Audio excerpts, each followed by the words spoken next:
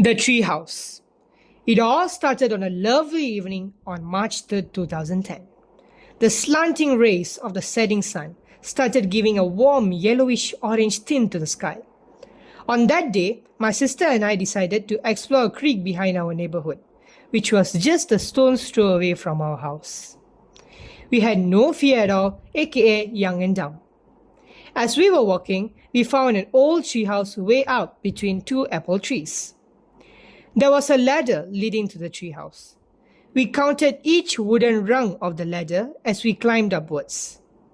My sister then pushed open the creaky door and climbed inside. It was nasty and dark because the tall trees blocked the natural daylight. There were lots of wooden pieces of furniture there, as if someone lives there. As we were roaming around the treehouse, a book caught our attention. It was a handwritten diary by someone named Augustine. It started to get dark out there. The pale crescent moon began shining like a silvery claw in the night sky. But our need-to-know instincts wanted to read the diary so badly. So I lit a candle that was on top of the coffee table. The candle barely lit the room and gave off creepy shadows on the walls. Slowly, I started reading it, and it was risky, I know. Out of the blue, the rain started falling hard and was blowing in. But we were still determined to read it. Goosebumps popped on our arms. The storm was raging angrily as we continued reading. It was a horror story. The killer in the story had already killed several kids before and was watching his next two victims with red, fiery eyes. The kids were in an old abandoned house. The killer was hiding under the treehouse in a tent, hidden from their sight. Slowly, we looked up. We were in an old abandoned house. Both of us freaked out.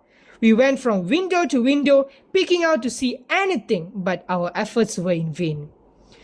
There was just a massive chandelier on top of our heads. It almost looks like it could fall at any moment. We were terrified as a rabbit in a wolf's den.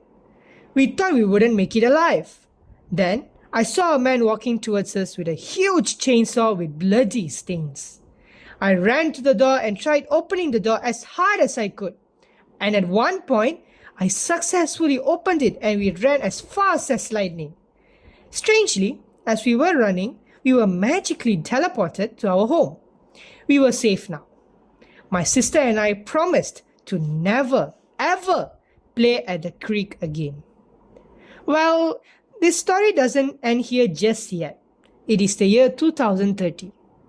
I am going there tonight, armed with my gun, a flashlight, lighter fluid, and some matches. It has been more than a decade since I went there. But I still remember every minute of it. It was pure torture. I'll burn it down once and for all. I found the ladder and began to climb. A raging storm began immediately. I poured the fluid all over the floor, covering every corner. Then I went down and lit the ladder. It burned quickly, and the wicked treehouse is now engulfed in flames. The treehouse sounds like a million children crying. Then poof, it is gone along with the heavy storm.